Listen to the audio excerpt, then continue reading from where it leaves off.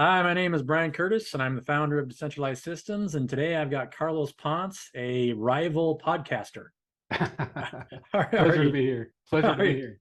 how are you doing, Carlos? I'm doing fine, thanks. Appreciate it, So, where do you live? Brian.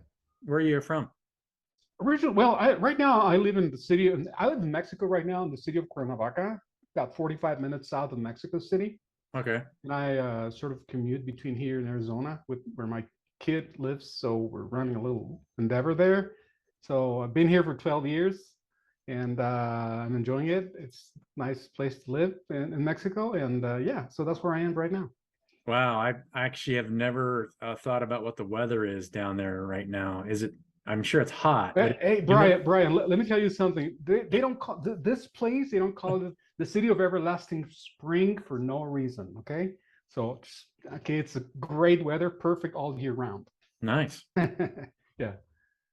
So you're a podcaster, and you told me previously before we started that you mostly do software technology space. I am Yes. curious. Go ahead. No, please, by all means. I'm just curious to what kind of is it? Do you mostly just do larger companies or like startups, or what do you cover? I'm not necessarily just focusing on one type of company. As long as it's a technology company or has a technology component to it, then I mean, I'm interested and I'm willing to just work with that. For example, I've worked with the very large organizations that have multiple offices in different locations in the world, down to smaller endeavors that are like startups that are just having a small team. So and I covered pretty much everything in between. So as long as it's technology, software, and cool technologies that are upcoming, and I'm interested. For example, actually today well, I not we because I mean somebody else in the show that I currently produce. We interviewed a company that with featuring the technology involved in flying cars. So you can't imagine that. So as long as it's technology, I'm interested. So I gotta ask about how they're coming up with flying cars. Is it a series of fans or is it electrogravitic? What is it? It's from what I remember, there's a combination of a little bit of everything. And first, there's a lot of what's it called? I don't know how to say that because I don't have a technical term, but it has to do with so they had some propellers that are certain type of fuel driven or moved. But and of course they have a very large software or embedded software component that involves artificial intelligence and pretty much a whole bunch of things that I don't understand right now. But it's a really cool technology. So I was listening to the conversation and I felt like I was listening to Jetson's episode. So it was a really interesting thing Jetson's to just, episode. yeah, yeah. Yeah, because I was not the interviewer. So I was like just listening in as the producer. And I was like, wow, this is interesting. Where are they from? I The think technology company. Do you remember? they're from the Bay Area, if I recall correctly. Okay. I'll have to look them up. I mean, Yeah. I'm sure people have been looking into flying car technology for a while, right? Then we wouldn't have Right. to pave roads if we can just come up with flying cars. But then you've got issues about how high, because there's so many things. I mean, you're going under overpasses all the time, and there's got Mhm. to be, you'd have to think about exactly how high off the ground just to make it sure that nobody's running into each other or, you're not running into power lines. Yeah. Yeah. Cause Especially problems. what I remember is that the technology component was not the only consideration. I mean, technically, it's just a matter of mathematics, I believe, because you have, for example, drones, and then you can pretty much navigate a drone anywhere, like using coordinates and all that, and some software, component to it. But it's not only that. From what I heard was there are other implications, like for example, the aviation regulations and aerospace and that kind of thing, which is that's like they're very. at a different level, considerations at a different level that have to do with authorities and a number of other things, right? So yes, it is a complex world from what I was able to grasp, but interesting nonetheless, at least at the technology level. I think it was alluring to say the least. I mean, you have all these pictures of flying cars. You know, you think of the Fifth Element, right? And then Right. you're going to see flying around all over the place and just like that. But in reality, it's well, it's a little bit more complicated than just self-driving cars on the ground because you have all this coordinates. So it is challenging, and I think it's being done at a smaller scale. Of course, it'll be a while from what I was able to grasp until they go they hit the consumer market, which is a totally different game. So there are many moving pieces. So there still takes some time to fine tune. Yeah, I mean, I imagine just getting past regulations Yeah. would be a Hmm. big thing. Right. Just, for ceiling requirements for flying vehicles and how fast they can go. And, if they'd probably try and limit speed anyway, Yeah. just to make sure that people aren't getting out of Yeah. control. Exactly. Yeah.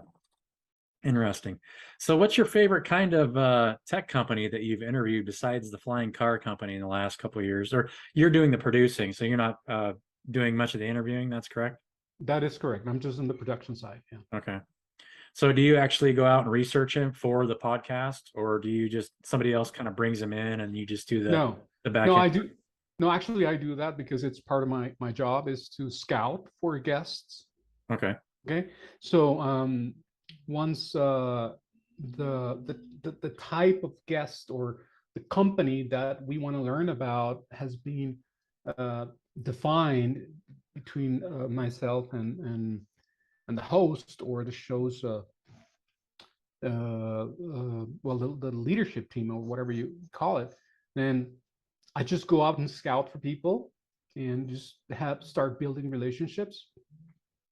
And it's a pretty straightforward process, right? It's like, you kindly invited me to this podcast. Yeah. And then it's a similar process. It's just to having conversations with people. Hey, we have this venue, which, and it's about this. Would you like to participate? And then start the conversation there. So the scouting process is really very transparent at every moment. So this really, um, and then of course we ask people to appoint someone. For example, I might invite someone who might not be ready for a podcast or to do an interview, but he might Sure. know someone. Okay, so we ask appointees, right, so that we have more scope and bandwidth to just invite people that we want to have conversations with. Right. So have you ever interviewed a company where it's like, wow, this is a really interesting idea, and then a couple years later they just kind of blew up and became a huge success? Or can you think of any like success stories of companies? I'm curious where you found like a really innovative idea that really broke out. Well, yeah, I mean, okay, from the time that I was like, I was functioning as a host, when I actually talked to people, right, I interviewed them myself.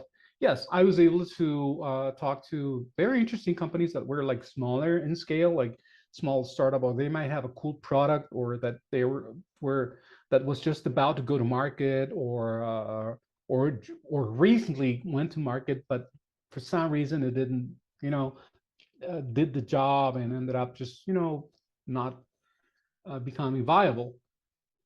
And it's a learning experience for the entrepreneurs. Right. And in contrast, yes, I've been witness to very large endeavors, companies. I mean, guests who represented or part of a company that, I mean, they became huge. Of course, I might not be in a position to just disclose any names right now, Sure. but what I can tell you is that, for example, I remember a gaming company, a blockchain based gaming platform that was huge. So, and I was lucky enough to interview them like in real time, myself, and we had this conversation about a number of things that had to do with the gaming on the blockchain. So, and I mean, there are many stories. I did that for 7 years straight. So I had a lot of like hundreds, literally hundreds of Wow. conversations with very, very interesting people. So I can tell you a lot, all kinds of anecdotes and stories, even the bloopers that we had. Yeah. Actually, I can't think of too many games on the blockchain, but I'm not really following that industry. Is it Uh-huh. a very big industry? I couldn't tell because I'm not a gamer, so I don't know much about the gaming world. But what I do know is that the gaming and the blockchain is was a fairly for me it was a fairly new concept, and it worked in a way that it just kind of took off. So I mean, as I said, I'm not a big gaming expert or fan or whatever you want to call it, All right. but I was interested in the when I talked to them, I was interested in the journey of the leaders or the CTO building the company, what challenges they experience, and it was just for me, it was engaging just to talk about it. Even if I interview someone in tech that might come from any space, could be blockchain gaming or healthcare or travel tech, whatever it is. The spaces can vary, but the journey building the company, as long as it's an engaging story, then I'm interested in this story. So it's like, tell me about it, right? What challenges did you overcome? Exactly. Um, what are your what were your your pivots, if any? How did digital transformation affect you? Did you have so all these questions that are more about the story building the company rather than zeroing in on just the tech component or the function of the platform, then that was more interesting to me. Then in some occasions we had the participation of like we did like a tandem interview. We had somebody else from the company or on our end because we had a couple of other co-hosts, and we asked different questions from different angles. For example, I asked questions about um, might ask questions from the layman's perspective, right? As the end user, and I go like, "Oh, really? Oh, I don't know anything about it. Tell me." And then we got this other person talking about or asking question about, okay, what are the business challenges that you overcame? So we asked different questions from different angles. So I mean, that's in the event when you have more than one host. So it all depends on the format of the show. Right. Yeah. I guess it's nice to have a couple people asking questions and you can kind of hit somebody from multiple angles. But yeah, I hadn't thought about blockchain gaming before. That's really interesting. I always just thought about blockchain as NFTs and coins pretty much. But Yeah. yeah, I'll let you swap the roles on me. If you have any questions for me, I'm a new startup, new Uh-huh. tech company. Um, I've just been my tech company is more about personal development and group development. Mm-hmm. So I know that's always a challenge. It doesn't matter what kind of company that's starting up, right? Is Mm-hmm. how they develop in the initial phase. So I'll try that one on you. Do you have any specific questions for me that you would ask a tech company? Yeah. Well, of course, if I had to ask you one question, like I would start by what is your what is your niche? I mean, what are you focused on? What is your vertical? What market do you serve? Are you just focusing on travel tech or healthcare or whatever? Are you just or are you serving multiple types of clients? What's your focus? My total available market, my TAM. Yeah, I mean that's the common term, My for totally available market. What do you total mean by available that? market. Yeah. I have never heard of it. Can Uh, you elaborate? so actually, yeah, I'm serving any organized group, right? I'm decentralizing decision making. So the idea is that I've seen a lot of groups dysfunction just because, especially as they grow bigger, the decision makers kind of grow farther away from everybody, and so it's harder and harder to kind of bend the ear of decision makers. Hmm. I thought, if I could create a system where groups can grow more organically, then it's better for everybody. Information flows a lot faster. Everybody learns at the same rate, so that you don't have decision makers that are just learning off of portions of the community or business. Then everybody's learning at the same time, and that way you can perfect ideas and create just better overall the group growth. And I think it Mhm. also affects personal growth too, because relationships develop a lot faster when everybody's involved with making decisions together in a team atmosphere. So that's the idea. So you could apply it to event planners or businesses or communities, municipalities. What's the political climate, just out of curiosity, Yeah. where you're at in Mexico, south of Mhm. Mexico City? Yeah. Because I think there was a breakout in the border, if I remember right, earlier this year, and I can't remember what it was about. It really doesn't matter, but I'm just curious to see what the political climate is down there. In the United States, it's never good, right? Everyone's fighting about everything, Yeah. but there's not like the social breakdown isn't as bad as in some areas like Seattle and Portland. Our homeless rates are rising, and Mhm. the inflation is causing a lot of stuff. I'm just curious to see what it's like south of Mexico City.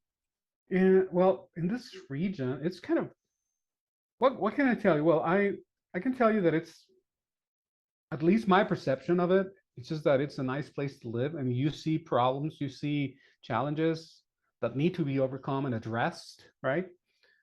But and they've been here like they've been like it's been like that forever, and it might continue to be like that forever.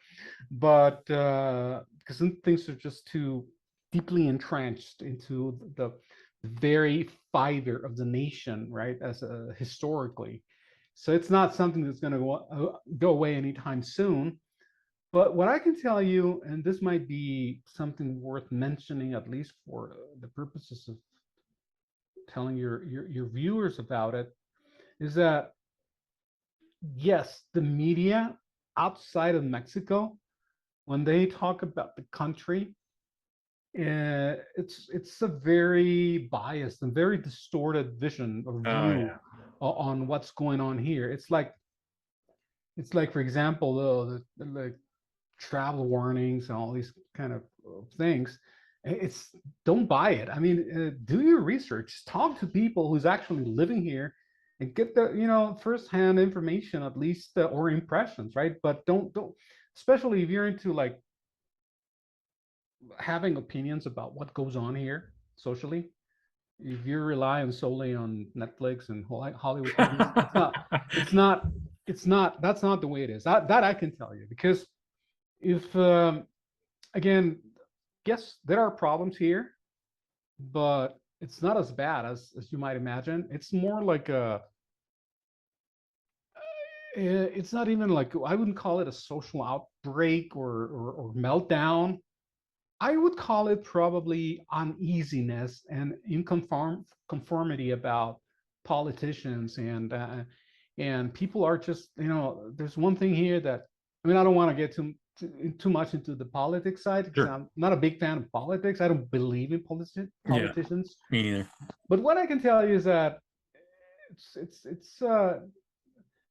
I mean it's corrupted. And I mean, there's corruption, yes. There's always been corruption for 500 years. Historically, there's corruption, yes. So that it's like one of the bad things that prevent this country from moving forward, and also the education part. So it's like segmented, it's like polarized, right? So but once you get a good grasp of what how to how to do things, certain things. For example, setting up a business in Mexico and you have international clientele, that's a winning formula, right? Right. If you're fortunate enough to, if you can, for example, like many of us do, like going back and forth between Mexico and the U.S., it's like you have all this activity and all this opportunity, and then you can take advantage of it. But it's really not. It's not as bad as many people might think once you learn how to navigate socially. That's the thing. Sure. Yeah, And and I appreciate it, because that's why I asked the question, because I don't actually even watch the news. Hmm. I just heard it from like a family member that, they've got a place in San Carlos, I believe, on the Baja So, Peninsula, oh, okay. around the, Hmm. Hmm. anyway, they weren't going to go south, and I wasn't sure why, and I didn't. For some reason, I thought, well, it can't be as bad as they're thinking. Maybe that because it's really hard to get real information from the media. So, Hmm. I mean, and it doesn't matter what country you're in. The way you describe Mexico is exactly the way it is in the United States or Canada. You've got social structures that have been there for so long. It just operates a certain way, and there's always Hmm. corruption in government or politics. You're Yeah. you're never going to take that out because Uh-huh. you know it's just the way it is. But Yeah. I'm always curious. I love seeing different cultures. I'll come visit you if you like. Absolutely. I can meet you here or in Arizona, whatever you fancy. Especially food. I mean, I'm Oh like yeah. a foodie. I love eating food from all over the world. There's very few places where I just didn't like the food. Um, and Mexican food is like one of my favorite foods, right? And it's prevalent in the United States, but you guys have it down, right? There's just so many things that are grown down there that are so good to eat that. Yeah, in that sense, you are absolutely right. I can attest to that. So because that's where I shop, for food and things like that. So yeah, it is correct. Is it a big grow zone where you're at, kind of like Yuma? Because I know Yes. Yuma is, one of the bread baskets of the U.S., just north of the border there. I Yeah. had some relatives that used to live there, and it's amazing how many vegetables are grown there. But is the Yeah. climate similar to Yuma, or is No, it's wetter? no, no. Yuma is it's right on the desert, Yeah. and I mean they've managed to tame the desert in a way that allows them to grow things. But here, this is more like it's a natural setting. It's a naturally green and humid setting. There's a lot of water, so it's an ideal place to grow a lot of things. So whatever you just drive around, and you're gonna see crops and fields everywhere. So I mean, it's a very there's a yeah, it's rich in that sense. So there's a So it's lot of south enough crops. to where you're getting into the tropical belt, and you have breadfruit trees and things like that. Yeah, yeah, yeah, Okay, yeah. So awesome. yeah, it's good in that sense.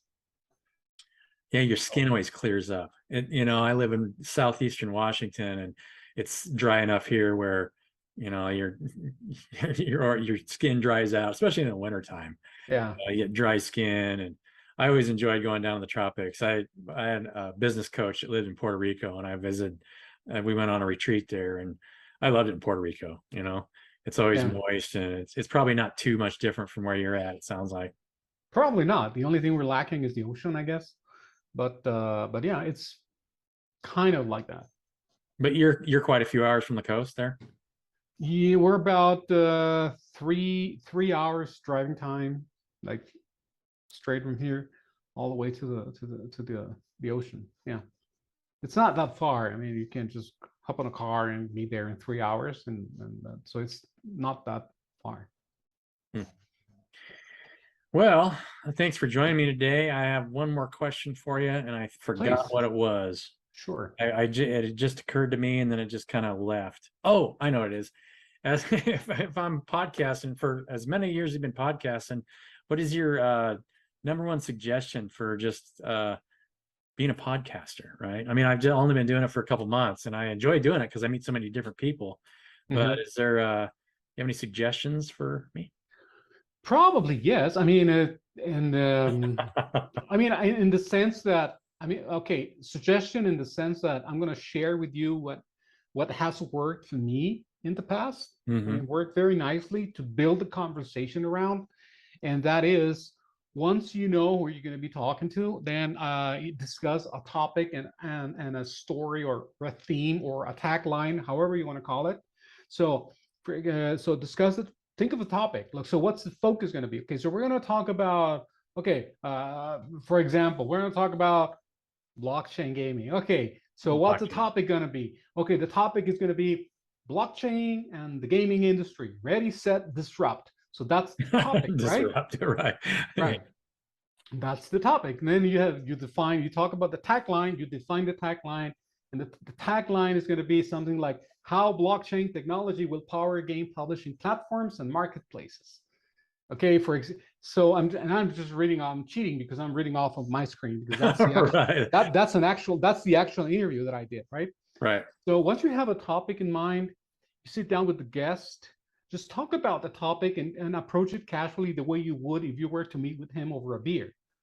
Okay.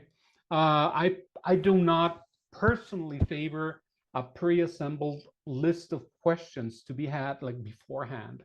Yeah, I don't either, and that's why No. I never do that, because I'd Yeah. rather have it just naturally flow. Yeah. Yeah. We don't want the conversation to be journalistic. We're not. Well, when I host and if I'm running the show, then I would probably not want to zing anyone.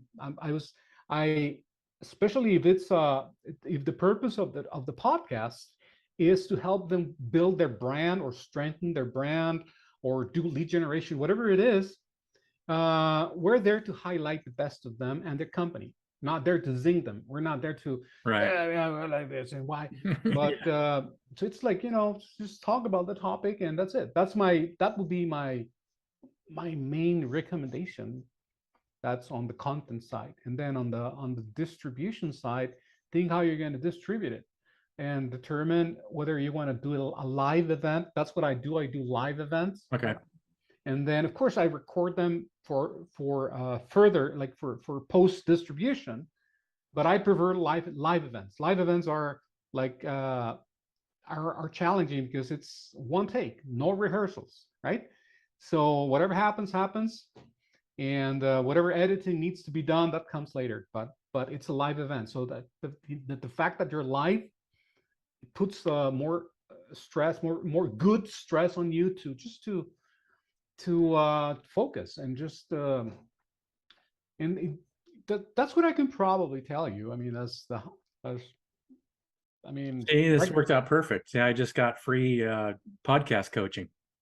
All I had to do is there invite you you to a podcast, and I got free always podcast have coaching. yeah, always happy to share, happy to help others. No worries. Yeah, I believe in strongly in just sharing and giving openly and helping as much as I can whenever I'm asked. So I'm happy to do that for you. Awesome. I might even maybe I'll hit you up and have you send me some fruit. I don't know. Absolutely. Yeah. I- Yeah. Just tell me what you want and I'll ship it over. Ship it over. Well, thanks for joining me today, Carlos. I really enjoyed talking to you. My But pleasure. yeah. Yeah. Okay. So let's be in touch. Tell me Oh how you're yeah, we'll doing. stay in All right. touch, definitely. And All right. if you ever decide you want to interview a new startup, I'm there waiting for you. Yeah. I don't Why know. not? I could be doing anything. Who knows, right? Yeah. Yeah. Just, yeah. Well, I'll hit you up by email with the details, but I might ask more questions about the startup if Sure. you want. And then we could probably feature you on some of the shows that I'm actually producing. Yeah. Sure. Yeah, and I don't mind doing live stuff. I love doing live stuff because I mean I won't edit this at all. I'll Hmm. just clip it and stick it on. There you go. There you go. All right. Sounds good to me. So let me know if there's anything else I can help you with. And I was happy to be here and talk to you as well. Awesome. Thanks, All right. Carlos. My pleasure. Have a good one. Bye Yeah, bye. you too. Bye.